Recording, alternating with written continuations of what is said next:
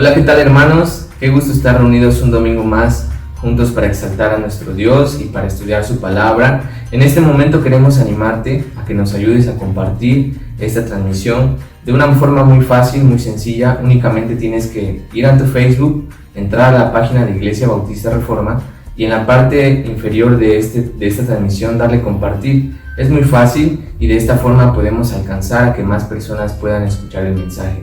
También, si tú lo estás viendo por YouTube, puedes copiar el enlace y mandarlo directamente con tus contactos, ya sea por WhatsApp, por inbox, o puedes mandarlo también por mensaje de texto. Y también te animamos a que sigas nuestras redes sociales, que son Instagram y Twitter. En estas plataformas estamos seguido compartiendo contenido de lo que vamos viendo cada domingo y también alguno que otro anuncio respecto a las actividades de la iglesia. Entonces te animamos a que lo compartas y que más gente pueda ser alcanzada y pueda conocer el Evangelio por medio de estas plataformas que el Señor nos ha dado para exaltar su reino. Muchas gracias, hermanos, y vamos a exaltar al Señor.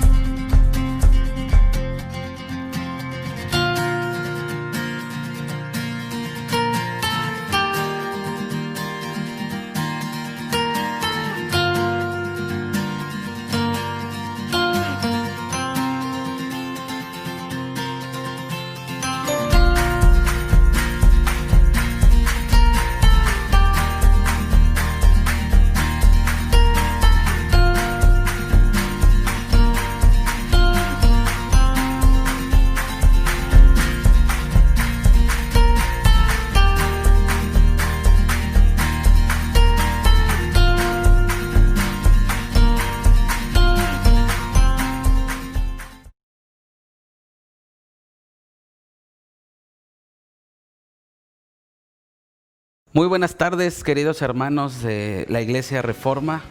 Es un honor darles la bienvenida a este servicio de hoy, domingo 11 de octubre. Estamos muy contentos de poderles recibir en nuestra transmisión en línea, a todas nuestras invitados, a todas las personas que se están conectando por primera vez. Son ustedes muy bienvenidos a estas transmisiones. Y bueno, pues lo estamos haciendo de esta manera debido a la contingencia en la que estamos viviendo. Aún no nos es posible reunirnos presencialmente en nuestro local, en el local de nuestra iglesia. Pero un punto importante aquí es, les pedimos que estemos orando para que Dios nos dé la sabiduría y nos dé, de acuerdo dentro de sus planes y dentro de su voluntad, Él nos indique el día en que podamos regresar a nuestras reuniones presenciales. Mientras, pues vamos a empezar nuestra reunión a través de esta plataforma. Quiero que me acompañen en estos momentos en nuestras Biblias a leer una porción del Salmo 119. Vamos a estar leyendo a partir del versículo 9 al 16 Yo voy a estar leyendo la Nueva Biblia de las Américas, pero si tú en casa tienes otra versión, Reina Valera, Nueva Traducción Viviente o Nueva Versión Internacional, no hay ningún problema. Yo te animo a que la leas en voz alta junto conmigo. Voy a leer Salmo 119 a partir del versículo 9, que dice: ¿Cómo puede el joven guardar puro su camino? Guardando tu palabra. Con todo mi corazón te he buscado, no dejes que me desvíe de tus mandamientos. En mi corazón he atesorado tu palabra para no pecar contra ti. Bendito tú, oh Señor, enséñame tus estatutos. He contado con mis labios de todas las ordenanzas de tu boca, me he gozado en el camino de tus testimonios. Más que en todas las riquezas, meditaré en tus preceptos y consideraré tus caminos. Me deleitaré en tus estatutos y no olvidaré tu palabra. El salmista aquí hace una pregunta: ¿cómo puede el joven guardar puro su camino? Y no hay nada en el mundo que pueda darle al joven seguridad eterna ni complacer sus deseos. Solamente Dios puede satisfacer nuestros deseos y puede darnos esa seguridad de una vida más allá de la terrenal. Y como papás también estamos bajo la responsabilidad de cada mañana enseñarles a nuestros hijos a vivir bajo la palabra del Señor. Así que yo les animo, jóvenes, a meditar en la palabra, a aprender a vivir de acuerdo a lo que dice Dios para poder guardar nuestros caminos, y nosotros papás también a enseñar todos los días el mandamiento y los mandamientos del Señor a nuestros hijos. Así que para empezar esta reunión quiero que inclinemos nuestra cabeza y pongamos este tiempo en manos del Señor. Padre, te damos muchísimas gracias, Señor, por la oportunidad que nos das de estar reunidos a la distancia, Señor, pero en un mismo corazón, en un mismo espíritu. Espíritu Santo, confiamos en que tú tienes el control de este tiempo. Señor, queremos que nuestros pensamientos y nuestra mente vaya en obediencia a Cristo Jesús. Quita todo distractor de nuestra mente, quita todo distractor de nuestro alrededor, Señor, y permítenos aprender, Señor, y enfocarnos en tu palabra, Señor. Que nuestro corazón sea tierra fértil, donde tu palabra caiga y dé fruto, Señor, según el propósito para el cual tú la vas a mandar el día de hoy. Padre, y te pido que dé sabiduría a nuestro pastor, que guarde su boca de toda palabra humana, Señor, sino que sea solamente tu Espíritu Santo hablando a través de él, Señor.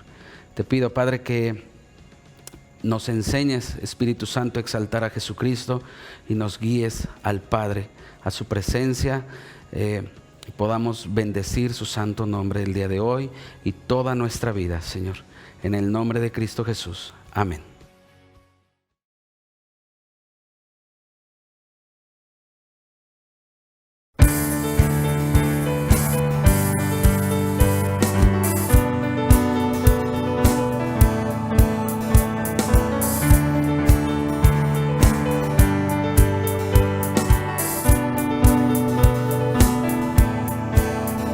Las cadenas de la muerte me quitó, para mí ya no hay condenación, hay libertad, libertad. Siendo esclavo del pecado me libró, en la cruz compró mi redención y libertad.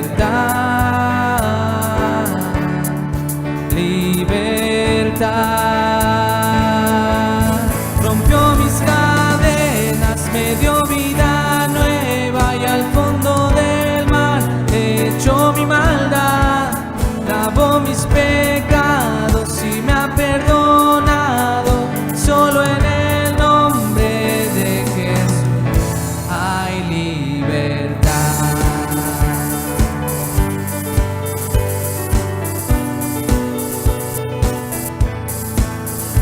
Yo proclamo al que en la cruz por mí murió y cambió mi duro corazón por libertad, libertad. El poder de su evangelio me avergüenzo del Señor, mi libertad, libertad.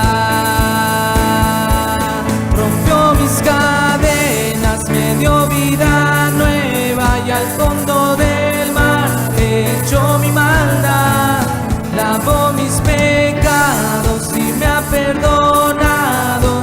Solo en el nombre de Jesús hay libertad. Al que elijo hace libre, es libre en verdad. Al que elijo hace libre, es libre en verdad. Al que elijo hace libre, es libre en verdad. Y al que elijo hace libre, es libre en verdad. Rompió mis cadenas, me dio vida nueva y al fondo del mar echó mi maldad, lavó mis pecados y me ha perdonado. Solo en el nombre de Jesús rompió mis cadenas, me dio vida nueva y al fondo del mar echó mi maldad, lavó mis pecados y me ha perdonado. Solo en el nombre de Jesús hay libertad.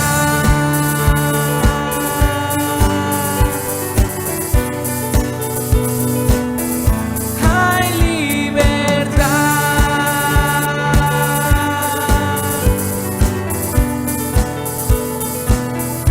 Hay libertad.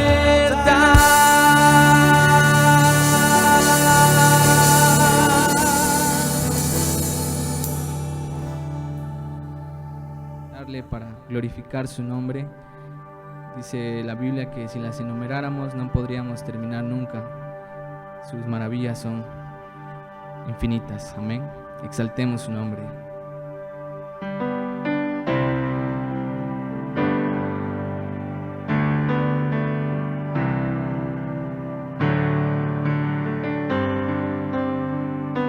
Alaba a Dios, oh mi ser, oh mi ser, adora su santo nombre,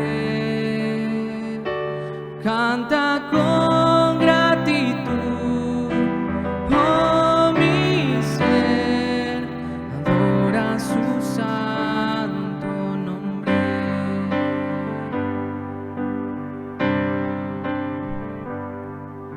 Sale el sol, es un nuevo día, cantaré tu canción otra vez.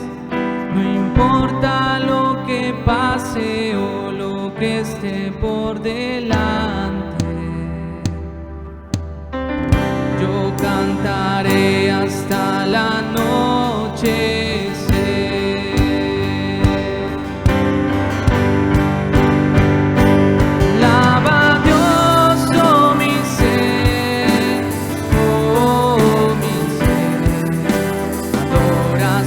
Santo nombre, canta con gratitud.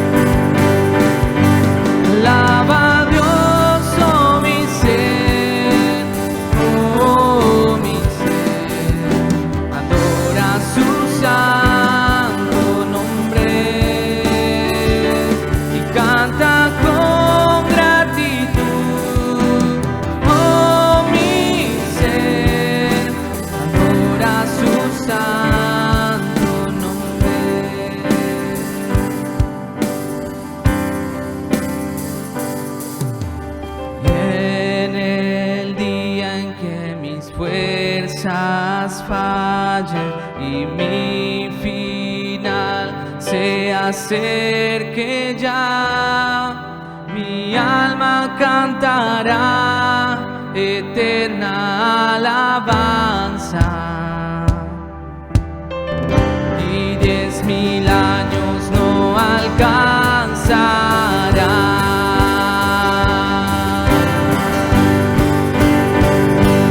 Alaba a Dios, oh mi ser, oh mi ser, adora su santo nombre y canta con gratitud. Oh mi ser, adora su santo nombre. Alaba a Dios, oh mi ser, oh mi ser, adora su santo nombre y canta con gratitud. Oh mi ser, adora su santo nombre, adora su santo nombre, adora su santo nombre.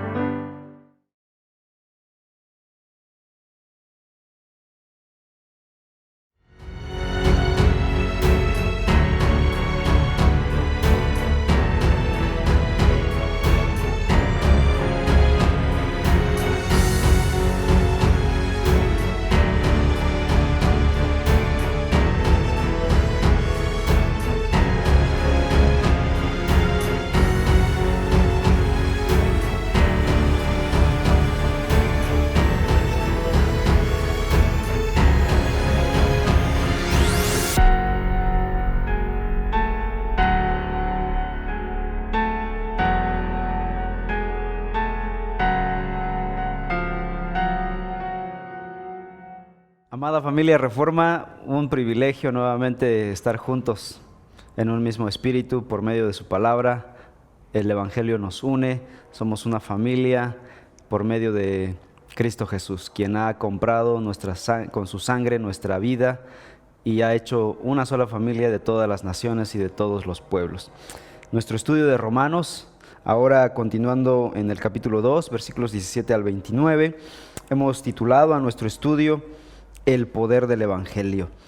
Y el poder del Evangelio radica en esta realidad, en la justicia de Dios que se aplica en nosotros por medio de la obra de Cristo Jesús.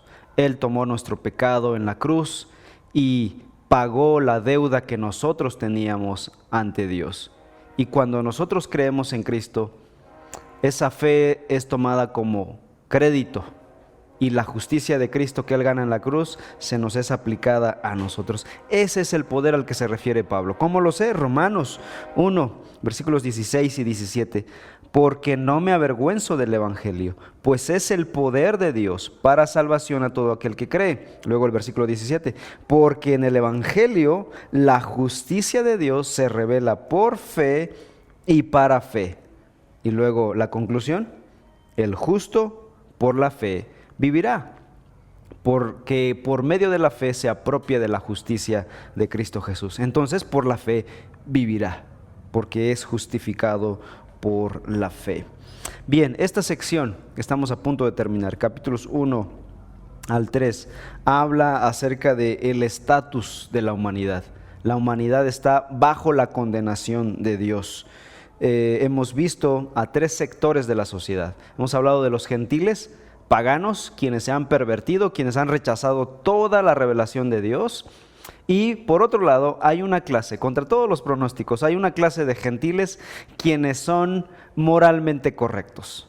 Ellos, tratando de seguir su conciencia, esa conciencia que Dios depositó en ellos, son morales, obedecen ciertas reglas, ciertos estándares de moralidad. Sin embargo, tanto los perversos como los morales son delante de Dios son injustos, están condenados. Por el otro lado nos encontramos con este sector religioso, los judíos. Los judíos son religiosos, ellos recibieron toda la revelación de Dios y por lo tanto ellos tienen mucha más ventaja comparado con los gentiles. Sin embargo, ellos han mal usado la revelación de Dios y se han constituido entonces injustos delante de Dios, de tal manera que Pablo va a llegar a la siguiente conclusión: judíos y gentiles son delante de Dios injustos. Y va a decir en el capítulo 3, versículo 10, no hay justo ni aún uno de la humanidad. Hoy continuamos con la sección del capítulo 2, versículos 17 al 29, hablando de la falsa seguridad que los hombres pueden tener, especialmente los judíos. Ellos confiaron básicamente en tres cosas para su salvación. Primero, en su herencia nacional. Ellos creían que por llevar la sangre de Abraham en sus venas eran salvos. Segundo lugar, en su conocimiento de la ley, versículos 17 al 24. Y en tercer lugar, en su confianza en sus ceremonias, en sus rituales, versículos 25 al 29. Así que hoy estaremos analizando los dos últimos aspectos en que los judíos depositaron su confianza. Primero en su conocimiento de la ley y luego en sus ceremonias y rituales. Es decir, versículos 25 al 29.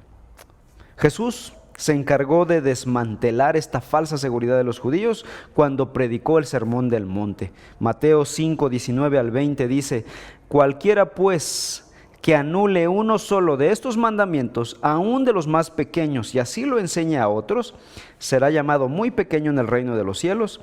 Pero cualquiera que los guarde y los enseñe, éste será llamado grande en el reino de los cielos. Porque les digo a ustedes que si su justicia no supera la de los escribas y fariseos, no entrarán en el reino de los cielos. Así que en lo que estaban confiando los escribas y fariseos no era suficiente para entrar en el reino de los cielos. Vamos a orar. Padre Celestial, en esta hora queremos suplicar tu bendición, queremos pedir tu sabiduría para explorar la Escritura, para traer claridad a nuestra mente, que tu Santo Espíritu sea nuestro Maestro en este día. Aplica tu palabra a nuestros corazones, transforma nuestras vidas con las verdades de tu palabra. Te ruego, Señor, que sea tu palabra la que esté estableciendo el fundamento de tu iglesia. Bendice a la familia de Fe Reforma, bendice a esta amada iglesia, en el nombre de Cristo Jesús. Amén. Bien, entonces versículos 17 al 24, la falsa seguridad de los judíos que habían depositado en su conocimiento de la ley. Dice así: y te apoyas en la ley, que te glorías en Dios y conoces su voluntad, que apruebas las cosas que son esenciales, siendo instruido por la ley, y te confías en que eres guía de los ciegos, luz de los que están en tinieblas, instructor de los necios, maestro de los faltos de madurez, que tienes en la ley la expresión misma del conocimiento y de la verdad. Tú, pues, que enseñas a otro, ¿no te enseñas a ti mismo? Tú que predicas que no se debe robar, ¿robas?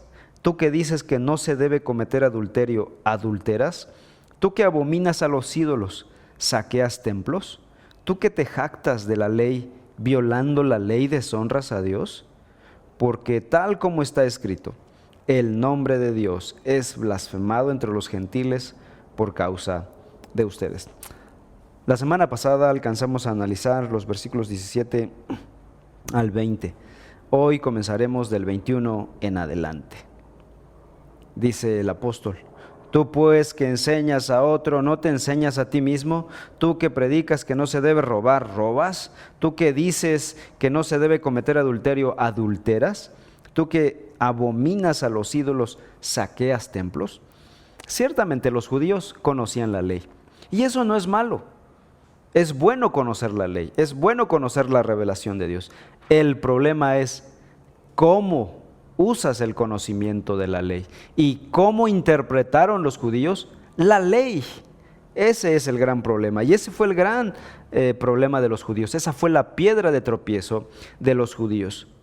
No solo su comprensión fue mala, sino también su enseñanza de esa mala comprensión fue bastante mala. Obviamente, una mala interpretación de la ley conduce a una mala enseñanza de la ley, conduce a herejías, a enseñar mentiras. Y por lo tanto los judíos se constituyeron entonces en doblemente responsables, porque no solo estaban torciendo la escritura, estaban mal enseñando la escritura. En términos teológicos, la predicación de los judíos ciertamente tenía algo de verdad, algo de ortodoxia, de doctrina correcta, pero no reflejaba la ortopraxis.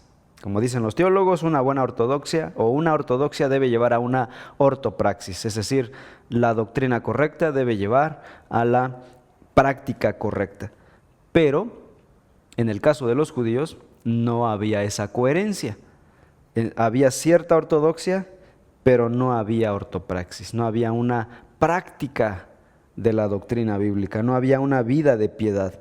Se asemejan a los policías o jueces corruptos, cuya ley defienden, pero con sus vidas la pisotean. Con su vida inmoral pisotean la ley que tanto proclaman y que tanto defienden. Debido a que tienen una mayor responsabilidad, entonces los judíos atraen sobre sí mismos un mayor castigo, porque quebrantan las leyes que ellos mismos enseñan. En el Antiguo Testamento, el Salmo 50 denuncia este pecado, versículos 16 al 20. Pero al impío Dios le dice: ¿qué derecho tienes tú de hablar de mis estatutos y de tomar mi pacto en tus labios? Porque tú aborreces la disciplina y a tus espaldas echas mis palabras.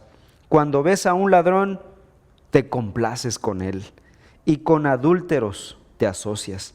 Das rienda suelta a tu boca para mal, y tu lengua trama engaño. Te sientas y hablas contra tu hermano, al hijo de tu propia madre calumnias. Y esto se lo está diciendo a un judío del tiempo del salmista.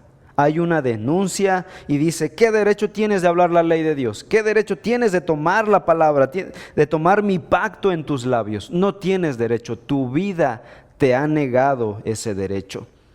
No son paganos, son judíos. Hay una denuncia de un judío contra otro judío impío.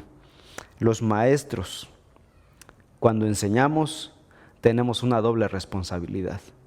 Y es ahí donde hay un ay de mí, porque yo soy maestro y tengo una doble responsabilidad, porque al predicar soy responsable de, primero, predicar fielmente la palabra, no predicar mis ideas. En segundo, tengo la responsabilidad de vivir lo más posible lo que predico.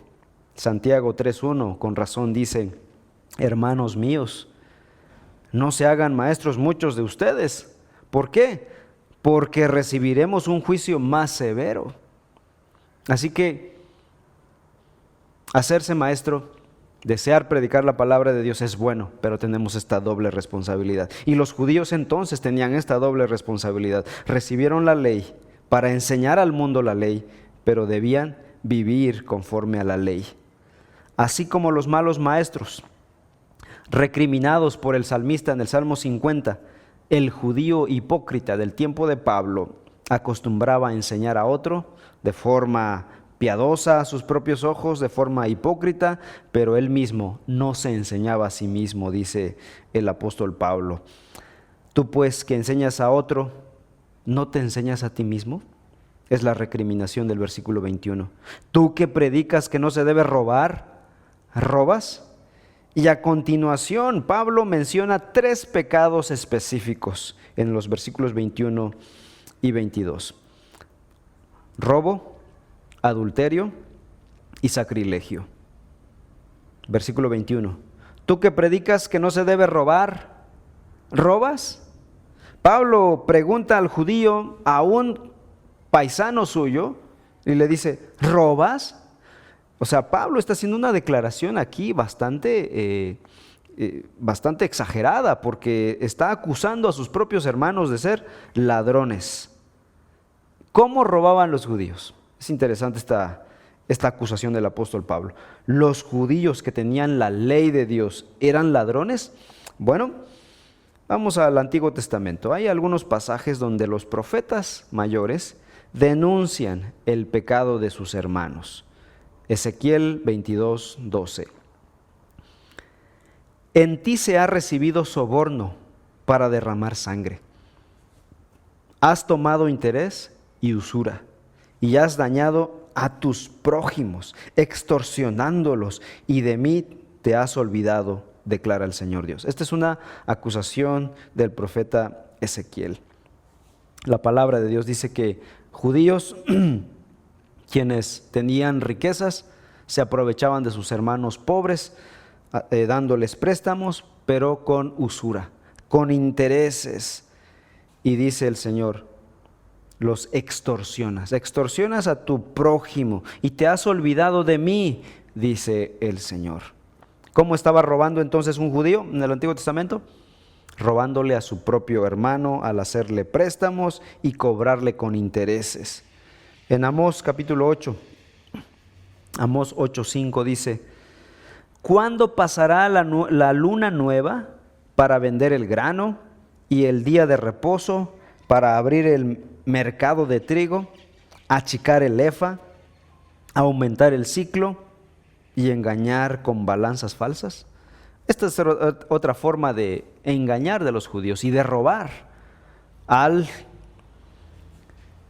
poner balanzas falsas, dice aquí, o aumentar el ciclo, aumentar el precio de la moneda de cambio, incluso achicar el efa también. Ellos se aprovechaban en sus ventas, subiendo la inflación de sus productos. Malaquías capítulo 3, una tercera forma de robar en el Antiguo Testamento, versículos 8 y 9. Malaquías 3, 8 y 9, pasaje muy conocido. ¿Robará el hombre a Dios? Es la pregunta del profeta. La respuesta, sí. Pues ustedes me están robando, dice Dios. Pero dicen, ¿en qué te hemos robado?, dicen ellos. Y Dios contesta, en los diezmos y en las ofrendas. Con maldición están malditos, porque ustedes, la nación entera, me están robando. En el Antiguo Testamento, estas eran prácticas corruptas de cómo un judío robaba a otro judío y a paganos que llegaban a sus ciudades. Y en el Nuevo Testamento, Jesús también reveló y desenmascaró la forma en cómo los judíos robaban. Un episodio en Mateo capítulo 21 y Juan capítulo 2. Jesús asiste al templo y purificó el templo con mucha dureza. Censuró a los cambistas de dinero y a los mercaderes por hacer de la casa de su padre cueva de ladrones. Y es que ahí, efectivamente, los sacerdotes tenían en su cuenta el dinero de todos los feligreses que llegaban. Era dinero que llegaba a las arcas de los propios sacerdotes. Por otro lado, tenían el negocio de la venta de los sacrificios, de los animales para el sacrificio. Ellos no aceptaban que los feligreses llevasen animales de sus propias ciudades, de sus propios pueblos, sino que tenían que llegar a Jerusalén, primero, cambiar su moneda y comprar la moneda del templo, que estaba muy elevada. Por otro lado, con esa moneda tenían que ir a otro lado y comprar el carnero para el sacrificio o el animal que fuese necesario, a un costo bastante alto. Y Jesús, con razón, se llena de ira al ver esta injusticia, al ver a los feligreses tratando de acercarse a Dios, pero los sacerdotes, los líderes espirituales judíos, estaban aprovechándose de esto para hacer dinero. Esta es una cueva de ladrones. Han convertido la casa de mi padre en una cueva de ladrones. Así que él hizo una limpieza, expulsó a esos cambistas y vendedores de la casa de su padre. Es una forma de robar a Dios. Parece que esta forma de robar a Dios no es nueva. Por medio de la ofrenda. Parece que es un problema que toda la humanidad ha tenido. Querernos quedar con el dinero que le corresponde a Dios. La segunda área de hipocresía se relaciona con el pecado sexual. Versículo 22 dice: tú que dices que no se debe cometer adulterio, ¿adulteras? Muchos hombres judíos malinterpretaban la ordenanza mosaica contra el adulterio y justificaban el divorcio. Es decir, se divorciaban de sus esposas usando el mínimo pretexto para hacerlo, ya que Moisés lo había permitido, según ellos en el Antiguo Testamento. Su exégesis mentirosa y superficial, decían ellos, Moisés lo permitió en el Antiguo Testamento. Entonces, significa que está permitido el divorcio. Y la interpretación de este episodio llegó a grados escalofriantes. Habían rabinos que se divorciaban de sus mujeres simplemente porque ese día no cocinaron bien. Se les quemaron los frijoles y les daban carta de divorcio a la esposa. Pero el problema no eran los frijoles, el problema era que ellos ya tenían vista a otra mujer que les agradaba. Y Jesús dijo, ¿saben qué? Eso es adulterio. Él declaró que el divorcio y el nuevo matrimonio, por cualquier razón que no fuera por infidelidad sexual, según Mateo capítulo 5, era adulterio. El adulterio puede cometerse aún, incluso sin el contacto físico. Él llegó a otro grado más alto en el Sermón del Monte. Mateo capítulo 5, versículo 28 dice: cualquiera que mira a una mujer para codiciarla, ya adulteró con ella en su corazón. Moisés, déjeme decir esto, la pregunta es, ¿Moisés autorizó el divorcio en el Antiguo Testamento? La verdad, no lo autorizó. De hecho, Moisés denunció el pecado de Israel, y no solo el adulterio, denunció todos los pecados de su pueblo. De hecho, una vez estuvo dispuesto a que Dios abandonara a su pueblo. Ya, Señor, déjalos, abandónanos, no somos dignos de ti. Pero llegó un momento en que él renunció, quitó el freno y dijo, hagan lo que quieran, Dios hará con ustedes, Dios juzgará sus pecados. Esa no es una autorización del divorcio. Moisés no podía cambiar la ley. De hecho, Jesús dijo, esto no fue así en el principio. Dios hizo un hombre y una mujer y los unió y fueron una sola carne. Así fue desde el principio. Moisés no autorizó el divorcio. La pregunta era, ¿quién era Moisés para autorizar el divorcio? Un hombre. No puede cambiar la ley de Dios, un mandato divino. La tercera área de hipocresía tenía que ver con el sacrilegio. Sigue diciendo el versículo 22. Tú que abominas a los ídolos, ¿saqueas templos? Esta es una pregunta un poquito difícil de interpretar. ¿Cómo un judío saqueaba templos? Para empezar, templos en plural, porque ellos solo tenían un templo. Por otro lado, Israel había quedado curado de espantos con respecto a la idolatría. Ellos habían sido idólatras por mucho tiempo en el Antiguo Testamento, pero cuando Dios los mandó al exilio babilónico, a partir de ahí jamás volvieron a pecar con el pecado de idolatría. Después, durante la ocupación griega y romana, jamás se conoció que los judíos fueran idólatras. Se conoce la historia de los macabeos. Entre el Antiguo y el Nuevo Testamento hay un periodo de 400 años donde no tenemos registro bíblico, pero los macabeos fue un grupo de judíos quienes estuvieron dispuestos a sacrificar su propia vida antes que ponerse de rodillas ante los griegos. Así que, ¿cómo es que Pablo se atreve a acusar de sacrilegio a los judíos del Nuevo Testamento? Bueno, una posible explicación a esto es que los judíos de alguna manera robaban a su propio templo. Ya hemos visto cómo Jesús purifica el templo y de alguna manera ellos estaban robando y haciéndose de riquezas, aprovechándose de la fe en el propio templo, ahí en el mismo epicentro de la adoración judía. Así que de alguna manera ellos estaban robando a Dios, especialmente en el área monetaria. Estaban cometiendo sacrilegio en el mismo templo de Dios, usando la adoración a Dios para hacer dinero. Luego versículos 23 y 24, dice así el apóstol Pablo, Romanos 2, 23 al 24. Tú que te jactas de la ley, con infracción de la ley deshonras a Dios, porque como está escrito, el nombre de Dios es blasfemado entre los gentiles por causa de vosotros. Enseñar la ley y a la vez infraccionarla, obviamente, dice Pablo, deshonra a Dios. Y es lo que hacían los judíos. Pablo dice, como está escrito. ¿Dónde está escrito esto? Bueno, Pablo va a citar Isaías capítulo 52, versículo 5, donde dice lo siguiente: y ahora, ¿qué hago yo aquí? Declara el Señor, viendo que se llevan a mi pueblo sin causa. También declara el Señor, sus dominadores dan gritos, y sin cesar mi nombre es blasfemado todo el día. Pablo toma este pasaje de Isaías 52 y lo inserta aquí en su carta a los romanos. Originalmente, este pasaje se refería a los gentiles, quienes habían blasfemado el nombre de Dios para reprender a los judíos del tiempo de Pablo. Para ello introduce la cláusula entre los gentiles. Versículo 24, el nombre de Dios es blasfemado entre los gentiles por causa de vosotros.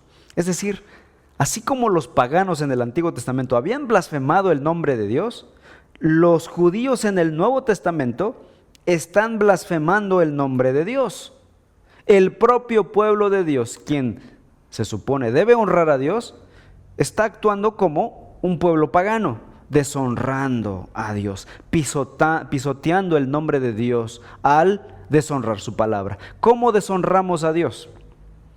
Al no reverenciar su palabra, al pisotear su palabra. Este principio también se aplica al creyente, porque nosotros hemos recibido toda la claridad, toda la revelación de Dios, todo el mensaje de Dios. Dice el Nuevo Testamento que Dios habló muchas veces y de muchas maneras a los padres por los profetas y de muchas otras maneras. En el presente nos ha hablado por medio de su Hijo. Y nosotros tenemos la revelación completa, la Escritura, el Evangelio de nuestro Señor Jesucristo. Por otro lado, tenemos al Espíritu Santo, quien nos ilumina para entender la palabra de Dios. Así que nosotros no tenemos excusa para deshonrar la palabra de Dios. Cuando un creyente cae en pecado, su testimonio se arruina y el nombre de su Señor también queda empañado en el mundo. Los que afirman ser cristianos, pero viven en pecado de manera persistente, llevan el nombre de Cristo en vano. Y puesto que no hay diferencia entre su vida y la vida de un pagano, ahí es cuando el nombre del Señor es blasfemado. Así es como podemos blasfemar el nombre de Dios. Cuando digo, soy cristiano, pero mi estilo de vida, mi estilo de hablar, mi estilo de decidir, mi estilo de vivir, mi matrimonio, mis relaciones interpersonales, mis adicciones, mis pecados públicos, blasfeman el nombre del Señor.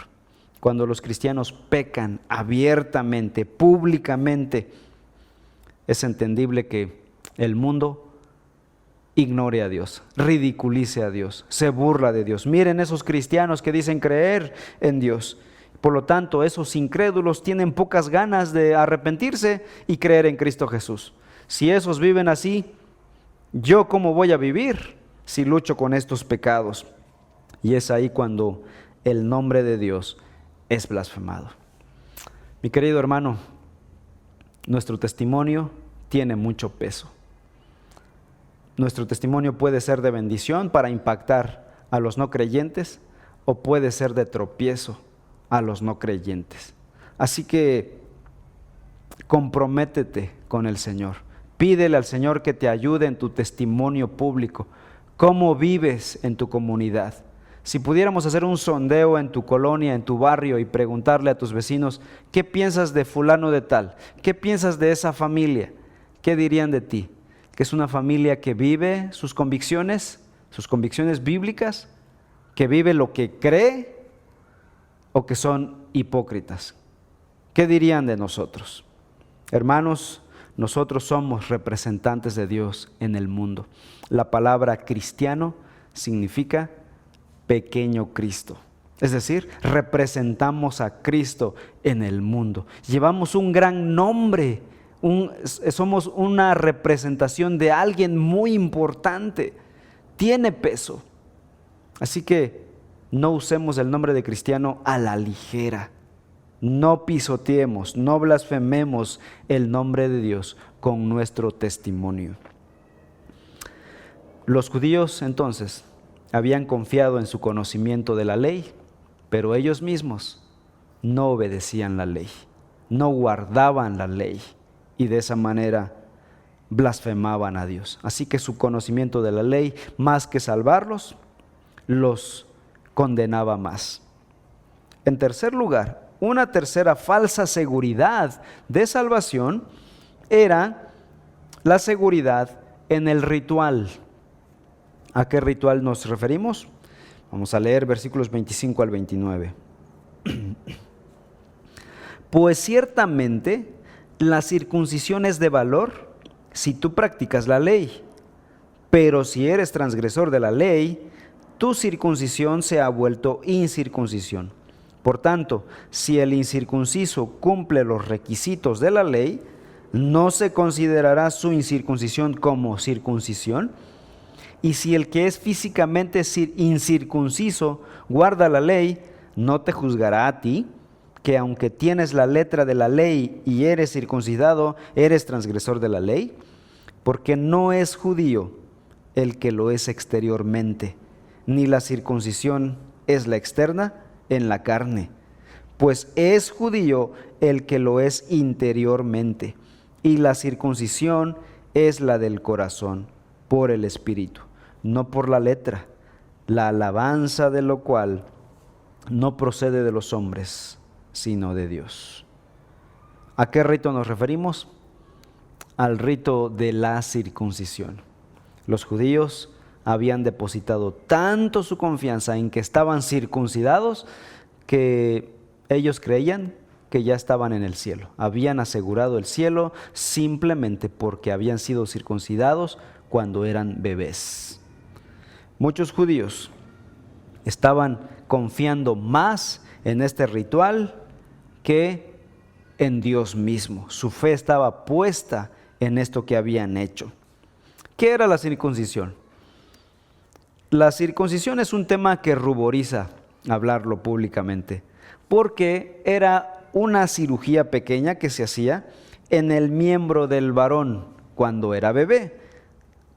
Cuando el bebé tenía 8 días de nacido, según Génesis 17:10, a la edad de 8 días será circuncidado entre ustedes todo varón por sus generaciones.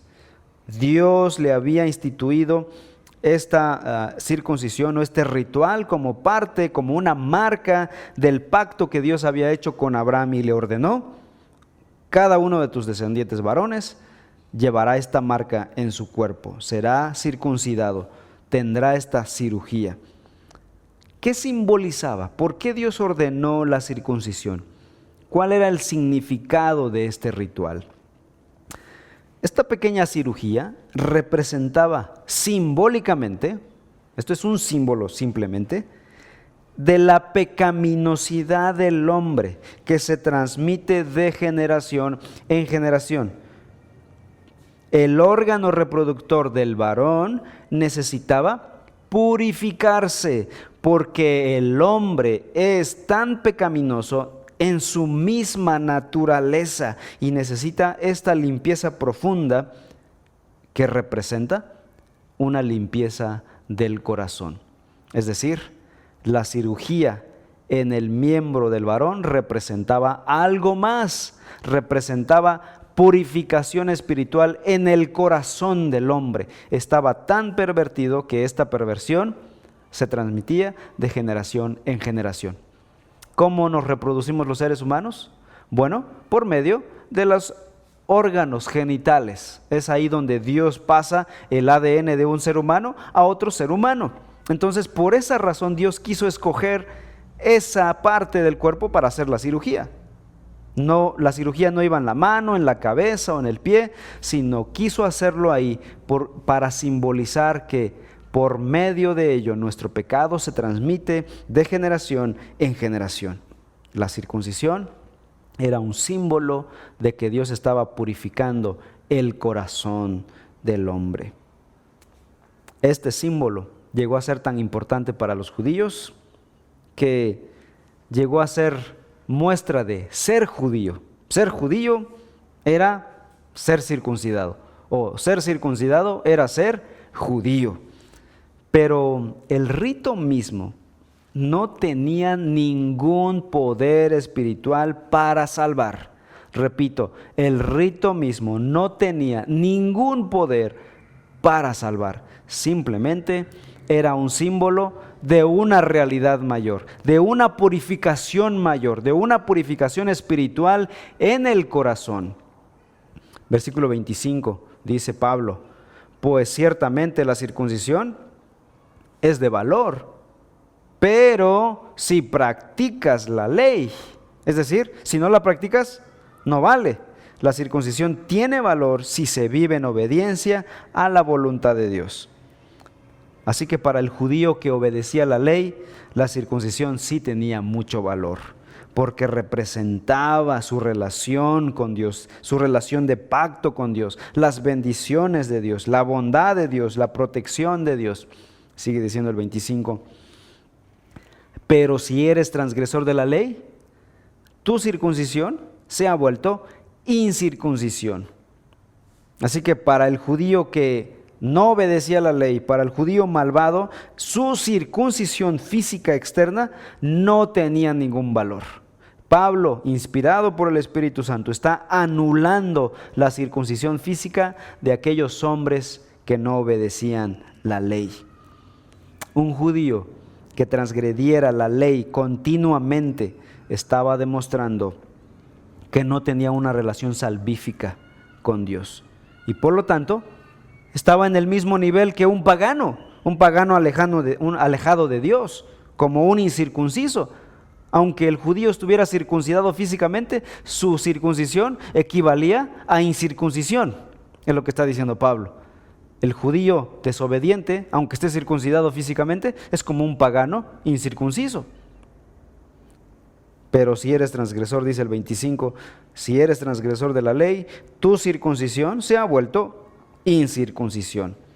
La circuncisión era importante, sí, pero finalmente era simplemente un símbolo externo, y en lugar de librar al judío y mandarlo al cielo, la circuncisión lo hacía más responsable y de doble condenación.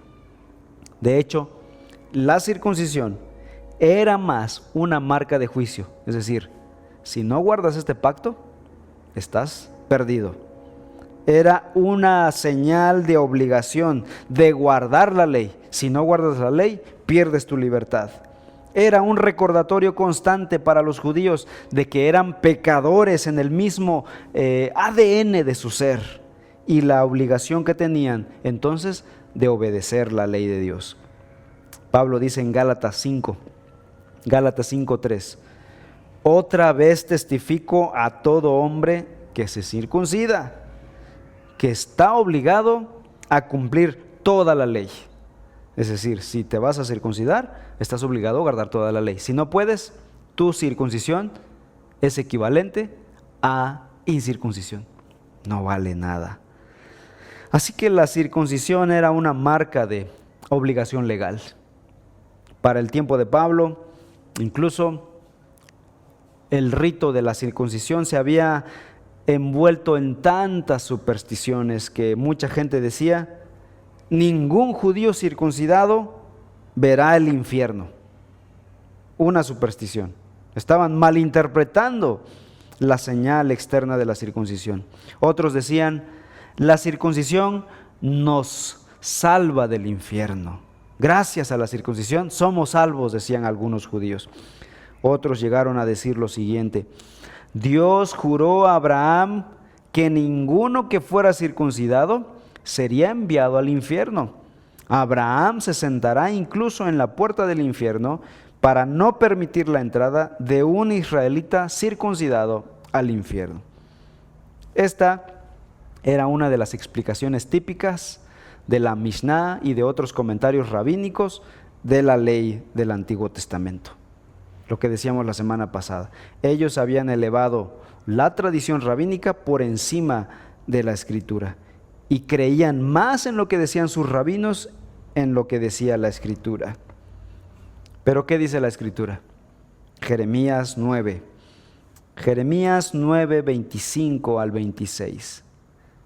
Ciertamente vienen días, declara el Señor, en que castigaré a todo el que esté circuncidado solo en la carne. ¿Se dan cuenta? El profeta ya en el Antiguo Testamento está denunciando a aquellos que están siendo circuncidados solo en la carne. Versículo 26. A Egipto, Judá, Amón, Moab y a todos los que se rapan las sienes, a los que habitan en el desierto, porque todas las naciones son incircuncisas. Y atención, y toda la casa de Israel es incircuncisa de corazón. Pongamos juntos estas dos frases. Versículo 25, circuncidado solo en la carne. Versículo 26, Israel es incircuncisa de corazón. Estas dos frases juntas revelan la siguiente verdad. La circuncisión externa en la carne no significa precisamente estar circuncidado en el corazón, es decir, purificación espiritual. Es lo que Pablo procede a explicar en los siguientes versículos. Versículos 26 al 27. Este tema es un poquito confuso, enredado, parece trabalenguas hablar de circuncisión e incircuncisión, pero tengan paciencia, dice el versículo 26 y 27. Por tanto, si el incircunciso cumple los requisitos de la ley, ¿no se considerará su incircuncisión como circuncisión? Y si el que es físicamente incircunciso guarda la ley, ¿no te juzgará a ti que aunque tienes la letra de la ley y eres circuncidado, eres transgresor de la ley? O sea, el apóstol está haciendo énfasis en que el punto esencial para agradar a Dios no es la cirugía externa. El punto esencial para agradar a Dios es la obediencia a la voluntad de Dios decretada en la ley. Así que circuncisión más desobediencia equivale a incircuncisión. Pero circuncisión más obediencia a Dios equivale a circuncisión espiritual, salvación eterna. La circuncisión no es más que un recordatorio simbólico entonces. La circuncisión sin obediencia es algo que carece totalmente de valor. Pero la circuncisión acompañada de obediencia, de un corazón humilde, de un corazón convicto de Dios, es de gran valor. Si un pagano, dice Pablo, vive obedeciendo a Dios, a cosas que son parte de la ley, que pertenecen a la ley de Dios, Dios verá a ese pagano con el mismo favor con el que mira a un judío que está circuncidado y que guarda la ley. Versículo 26. Se considerará su incircuncisión como circuncisión. Ahora, versículos 28 al 29. Porque, estas son palabras fuertes para un judío, porque no es judío el que lo es exteriormente, ni la circuncisión es la externa en la carne, pues es judío el que lo es interiormente, y la circuncisión es la del corazón, por el espíritu, no por la letra, la alabanza del cual no procede de los hombres, sino de Dios. Esta es la conclusión a la que llega Pablo. No es judío el que lo es externamente, es judío el que lo es de corazón. Así que la confianza de los judíos que tenían en su herencia cultural, en su conocimiento y en su ritual, era más que una confianza en el vacío, era una confianza efímera. Dice Pablo, no es judío el que lo es exteriormente. Pablo en el capítulo 9 de Romanos va a decir en el versículo 6, no todos los que descienden de Israel son israelitas. Estos son golpes bajos para sus propios compatriotas. La marca verdadera del Hijo de Dios no es un símbolo externo como la circuncisión, sino la condición del corazón delante de Dios. Y esto, dice Pablo en el versículo 29, es obra del Espíritu Santo, el que transforma el corazón. Conclusión. La pregunta que resalta ante nosotros: ¿cómo puede el apóstol Pablo decir que los judíos naturales, los descendientes de Abraham, no son verdaderos judíos? ¿Y cómo puede afirmar Pablo, cómo se atreve a afirmar que los gentiles paganos que no han sido circuncidados pueden llegar a ser verdaderos judíos? Oigan, esto es una pregunta, es una afirmación difícil del apóstol Pablo. Si esto es verdad, significa que tú mi hermano, tú que estás en casa, gentil, igual que yo, gentiles alejados de Dios, paganos, incircuncisos. Bueno, tal vez hay alguien que se hizo la cirugía por higiene o por alguna otra razón, pero finalmente somos paganos. Significa que tú y yo podríamos convertirnos en verdaderos judíos y formar parte del pueblo escogido de Dios con todos los privilegios que Dios prometió a Abraham. Si lo que dice Pablo es verdad, significa que tú y yo podemos llegar a ser judíos y gozar y ser parte de la familia de Abraham y disfrutar de todas las promesas dadas a Abraham. Esto es algo insólito, no solo para los gentiles, para nosotros los gentiles, sería insólito para los judíos. Por eso los judíos actuales odian tanto al apóstol Pablo. La pregunta es, ¿cómo es posible esto? ¿Cómo se da este cambio? Un gentil viviendo como un pagano y un pagano como un gentil, como un judío. La respuesta la encontramos en Efesios capítulo 2, versículos 11 en adelante. Un pasaje que estudiamos con calma hace varios meses y dice lo siguiente. Efesios 2:11 nos da la respuesta. Por tanto, recuerden que en otro tiempo ustedes, los gentiles en la carne, que son llamados incircuncisión por la tal llamada circuncisión, hecha en la carne por manos humanas, recuerden que en ese tiempo ustedes estaban separados de Cristo, excluidos de la ciudadanía de Israel, extraños a los pactos de la promesa, sin tener esperanza y sin Dios en el mundo. Pero ahora en Cristo Jesús, aquí está la respuesta, versículo 13, ahora en Cristo Jesús, ustedes que en otro tiempo estaban lejos, han sido acercados por la sangre de Cristo, porque Él mismo es nuestra paz, y de ambos pueblos hizo uno, derribando la pared intermedia de separación.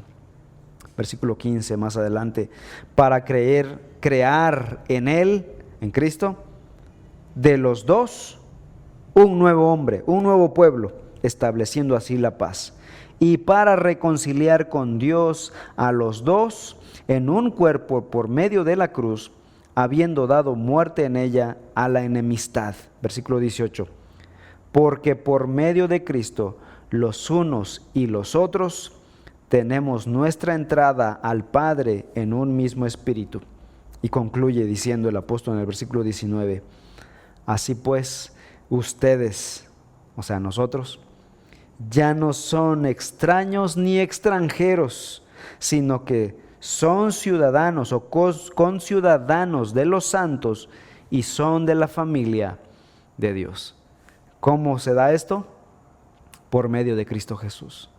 Cuando creemos en Cristo Jesús, cuando depositamos nuestra fe en el Salvador, llegamos a ser parte de la familia de Dios. Ya no somos extraños ni extranjeros, sino conciudadanos de los santos.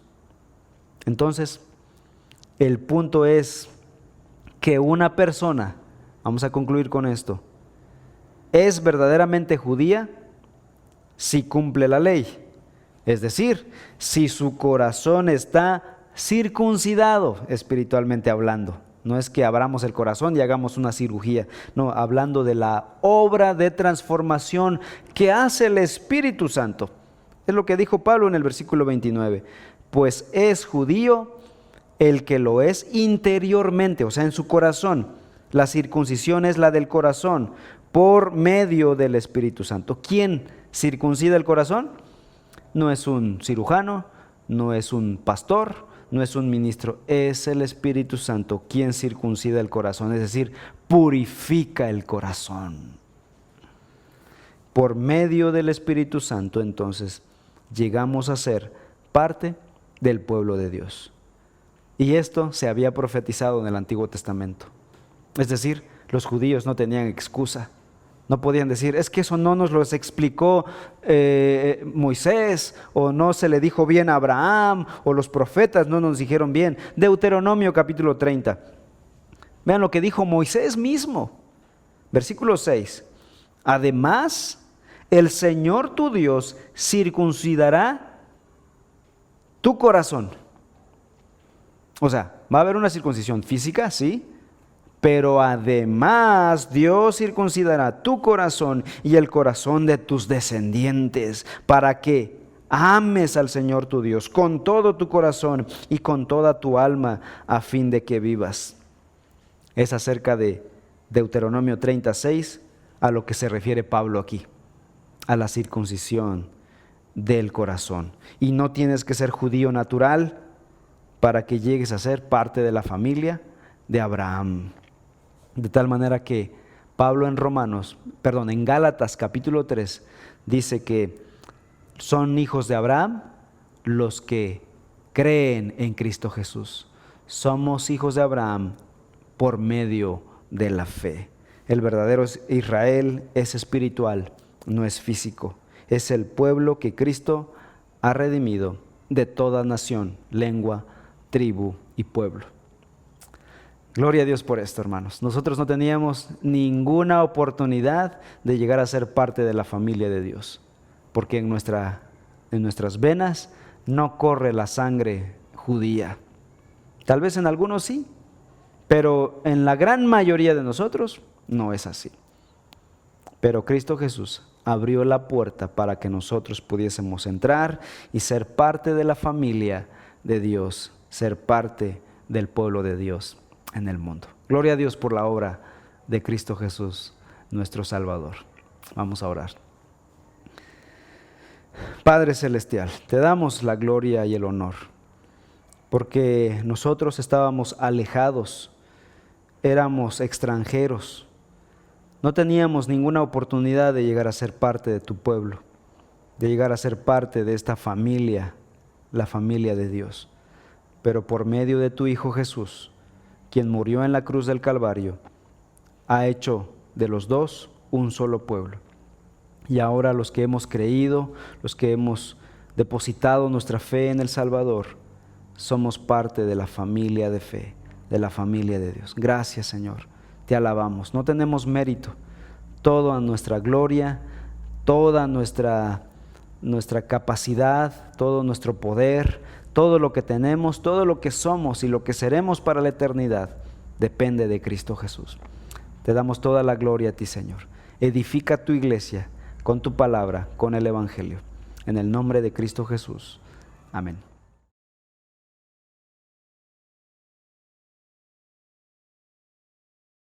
Gracias a Dios por su palabra, porque siempre nos lleva a reconocer la obra que Cristo hace en nuestras vidas. Y así como Jonás halló gracia delante del Señor, nosotros también, por medio del sacrificio de nuestro Señor Jesucristo, somos acercados al Padre. Y qué gran milagro hemos visto, qué gran milagro hemos vivido. Y es esa gracia admirable la que nos ha salvado, la que nos ha traído hasta este día. Amén. Gracia admirable.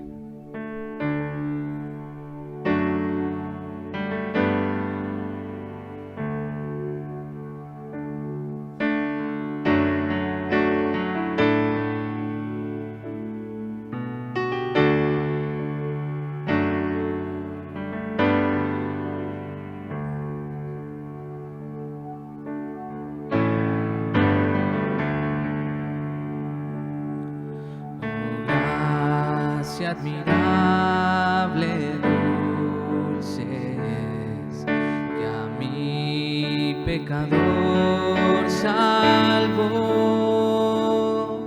Perdido estaba, mas me halló. Fui ciego y visión me dio. La gracia me enseñó a temer, del miedo libre fui. Cuán bella gracia fue mi ser, la hora en que creí. Me libertó, soy libre al fin. Me ha salvado y hoy vive en mí. Su vida dio por mi perdón, sublime amor, gracia de Dios. Peligro, lucha o tentación, al fin logré pasar. Libróme de la perdición y me llevará a hogar. Me libertó, soy libre al fin.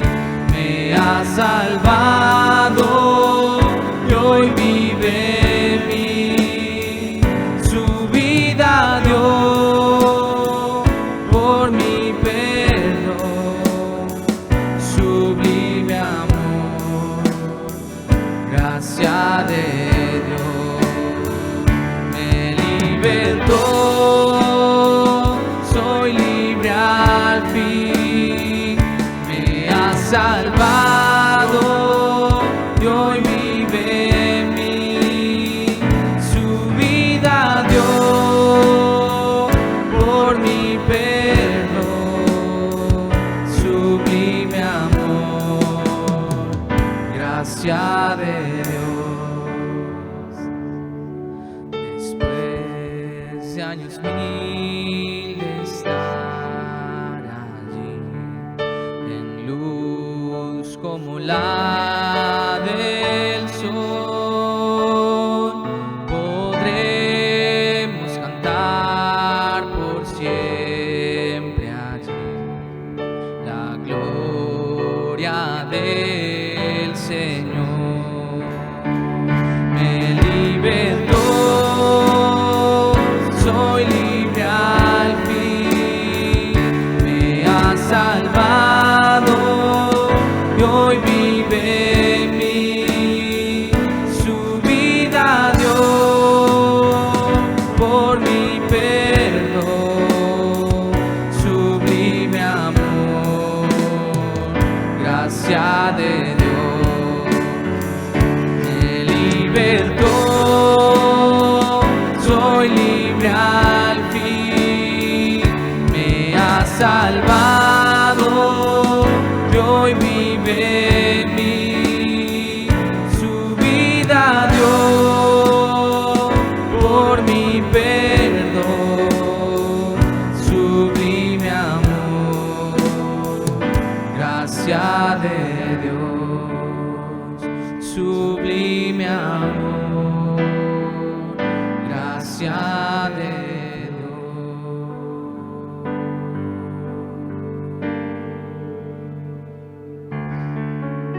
Amén, gloria a Dios.